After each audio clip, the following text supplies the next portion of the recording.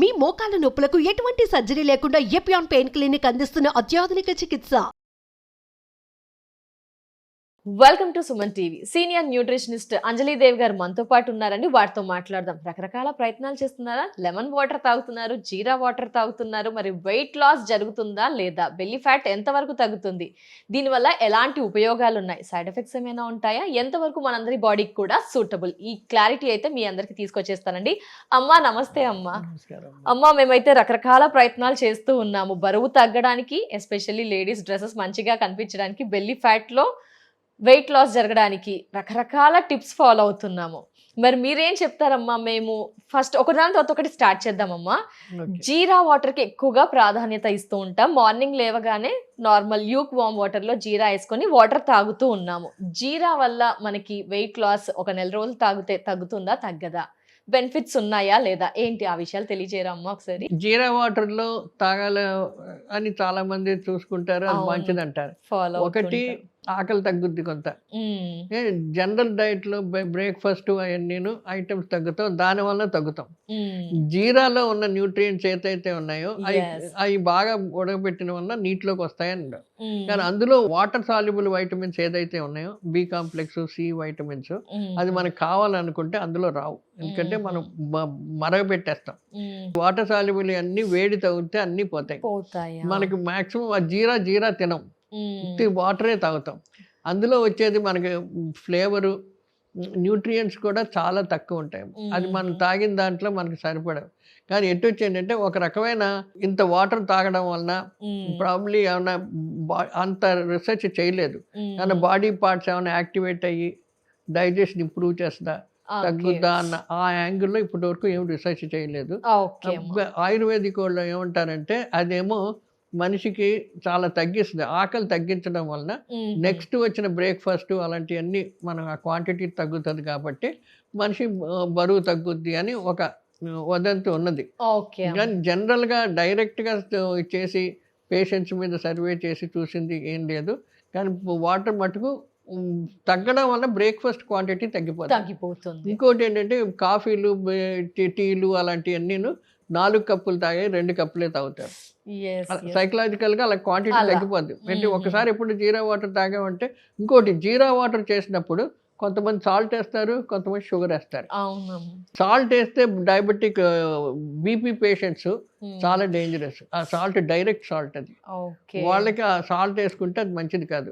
Sugar వేసుకునే వాళ్ళు diabetic patients కి వాళ్ళకి అది కూడా చాలా చూడాలి. ప్రతి వాళ్ళకి మనం జనరల్ గా డైట్ చెప్పలేము. హనీ కూడా చాలా మంది వాడుతుంటారు. హనీ వాడొచ్చు అంటారా? హనీ వాడచ్చు అమ్మా, హనీ తోటి ప్రాబ్లం లేదు, చేయొచ్చు. కానీ ఎక్కువ వాడకుండా లిమిట్ గా ఏదో కొంచెం శాంపుల్ గా మనకి, అంటే ఓవరాల్ క్యాలరీస్ లో మనం తీసుకోవాల్సిన షుగర్స్ ఎంత ఉన్నాయి, ఓవరాల్ క్యాలరీస్ లో హనీ వచ్చేస్తే అదేం కాదు. మనం తినవలసిన ఇది 4 గ్రాములు తినాలంటే మనం 10 గ్రాములు తిన్నాం అనుకోండి, అక్కడ ఇది వస్తుంది. ఏదైనా మంచిది కూడాను ఎక్కువ తింటే దానికి హానికరం. అలా కాకుండా బ్యాలెన్స్డ్ గా తింటే ఏం కాదు. Next coming to ABC juice కి కూడా ఎక్కువగా ప్రయారిటీ ఇస్తుంటాం. Apple, beetroot, carrot. చాలా మంది యంగ్స్టర్స్ ఏంటి ఫేస్ లో గ్లో రావడం, స్లిమ్ గా కనిపించడం కోసం ఏబీసీ గురించి న్యూట్రిషనిస్ట్ గా ఏం చెప్తారమ్మా? ఇప్పుడు యాజ్ ఇట్ ఈస్ ఆ 3 చాలా మంచివమ్మా. మంచి మనకి పోషక విలువలు చాలా వస్తాయి. ఇప్పుడు బీట్రూట్, క్యారెట్ అన్నిటిలోనే ఏంటంటే ఎక్కువ బి కాంప్లెక్స్ వైటమిన్స్ చాలా వస్తాయి. తర్వాత ఆ రంగు వలన క్యారోటిన్ ఉంటుంది. క్యారోటిన్ ఏంటంటే అది తిన్న తర్వాత బాడీలో వైటమిన్ ఏ కింద కన్వర్ట్ అవుద్ది. సో ఆ జ్యూస్ మనం ఎక్కువసేపు నిలవ పెట్టకుండా డైరెక్ట్ గా తీసుకుంటూ ఉంటే మంచిది.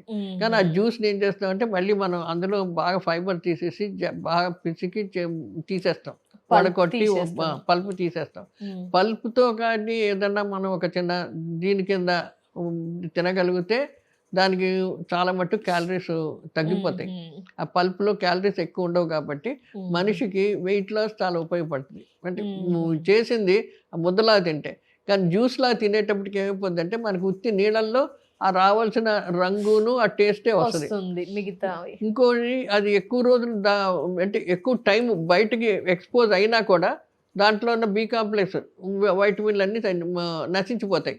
సో అది ఒకటి మనం జాగ్రత్తగా కాపాడుకోవాల్సిన అవసరం ఉంది. పూర్తిగా దాని వాల్యూస్ రావాలంటే అమ్మ స్టీమ్ చేయాలా, కుక్ చేయాలా, అసలు పచ్చివి తీసుకోవడం బెటర్. పచ్చివే తీసుకోవాలి. పచ్చివే చెప్తాను, వాటర్ సాల్యుబుల్ వైటమిన్స్ అంటాం, బి కాంప్లెక్స్, సి, ఈ రెండును అస్సలు వాటికి వేడి పనికిరాదు.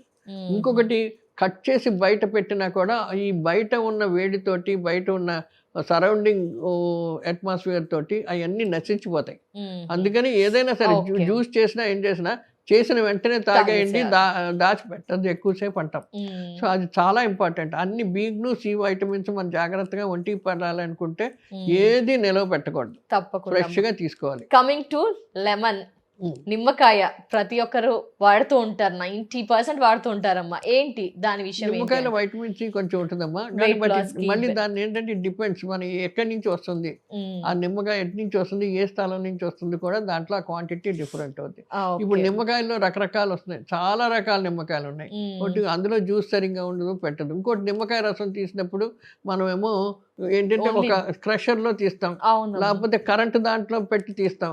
ఆ వేడికి అందులో వైటమిన్ సి పోద్ది. మన జాగ్రత్త న్యాచురల్ క్రషర్ తోటి మన హ్యాండ్ తోటి గట్టిగా తీసి వెంటనే తాగేయాలి. అది దాచేసి ఫ్రిడ్జ్ లో పెట్టి ఒక బాటిల్ వేసి పెట్టకూడదు.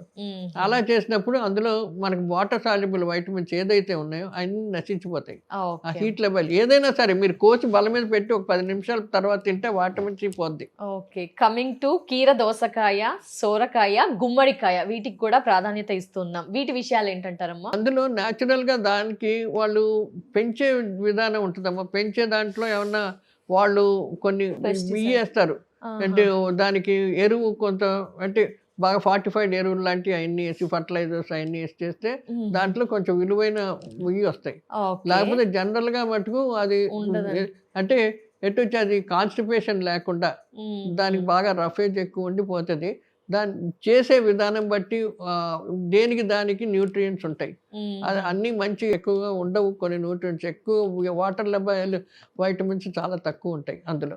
ఓకే, బరువు తగ్గాలని రాగి జావా కూడా బ్రేక్ఫాస్ట్ ని స్కిప్ చేసి రాగి జావా కూడా యాడ్ చేసుకుంటూ ఉంటారు. సో రాగి జావా పరంగా వెయిట్ లాస్ అవుతారా, లేకపోతే అదర్ బెనిఫిట్స్ ఉంటాయా? న్యూట్రిషనిస్ట్ పరంగా ఏం చెప్తారు? అసలు రాగిలో ఐరన్ కూడా ఉంటుందమ్మా మిగతా దీంతో. అందులో ఈ రాగిలో రఫేజ్ అంటే ఎక్కువ పీచు ఉంటుంది. అంటే రాగి పిండిని మనం ఎప్పుడు జల్లించాం, చాలా ఫైన్ ఇది వస్తుంది కాబట్టి ఒకటి కాన్స్టిపేషన్ ఉండదు. తర్వాత రాగిలో ఐరన్ ఎక్కువగా ఉంటుంది. జావ తాగడం చాలా మంచిది, కానీ వైటమిన్స్ అన్నది చాలా తక్కువ వస్తుంది. ఏదైనా సరే చేసేటప్పటికి అందులో వాళ్ళు హీట్ లెవెల్ వైటమిన్స్ కాబట్టి అవి పాడైపోతాయి. కానీ ఐరన్ మటుకు బాగా పడుతుంది. రాగి జావ తాగడం చాలా మంచిది. ఎంత ఆకలిని చంపేస్తుంది, మిగతాది ఎక్కువ తిననివ్వకుండా అది చక్కగా తాగితే బ్రేక్ఫాస్ట్ మానేస్తాం, ఒక్కోసారి లంచ్ కూడా మానేస్తాం. లేకపోతే రాగితోటి చపాతీ చేస్తే అది చాలా మంచిది. అలాంటి ఎంత తింటా రాగి చాలా మంచిది, వాడకడం మంచిది. కానీ ఇప్పుడు చాలా కాస్ట్లీ అయిపోయింది, అదేమో వెల్ టు డూ వాళ్ళ ఫుడ్ అయిపోయింది. మునుపు అంతాను పేదవాళ్ళు అని చెప్పి విలేజెస్లో వాటిల్లో తినేవారు, వాళ్ళందరూ ఖరీదైపోయినాయి అని బయటకు వస్తే ఇది పెద్దవాళ్ళు ఫుడ్ కింద తయారైపోయింది. ఫైనల్లీ అందరూ ఈజీగా సింపుల్ గా తరతరాలుగా చేస్తున్నారు. ల్యూక్ వామ్ వాటర్, గోరువెచ్చని నీళ్లు అలా తాగుతుంటారు, కొంచెం లెమన్, కొంచెం హనీ. ఇది బెస్ట్ అంటారా? మరి ఇది డైరెక్ట్ కొవ్వుని కరిగిచ్చేస్తుంది అంటారా, లేదు జస్ట్ అలా మెటబాలిజం పనిచేయడానికి? న్యూట్రియంట్స్ తక్కువ అమ్మా, ఎందుకంటే లెమన్ లో న్యూట్రియంట్ పాడైపోద్ది, కొంచెం టేస్ట్ వస్తుంది అంతే. మనం అందులో షుగర్ వేస్తాం కాబట్టి కొన్ని క్యాలరీస్ వస్తాయి, కానీ ఎటు వచ్చి ఏంటంటే మనిషిని కొంచెం యాక్టివ్, డైజెస్టివ్ సిస్టమ్ యాక్టివేట్ చేస్తుందని తాగుతూ ఉంటారు.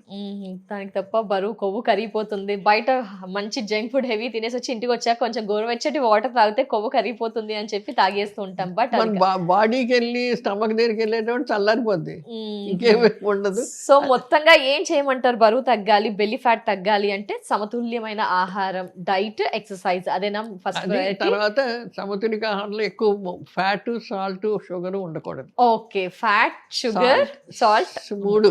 ఓకే, ఎంత తగ్గిస్తే అంత ఆటోమేటిక్ గా బాడీ వస్తుంది. దాని తగ్గట్టు కావాల్సినంత ఎక్సర్సైజ్, మనం తిన్న ఫుడ్ కి సరిపడా ఎక్సర్సైజ్ ఉండాలి. ఎంత తింటున్నారో అంత కరిగిచ్చేసుకోవాలి క్యాలరీస్.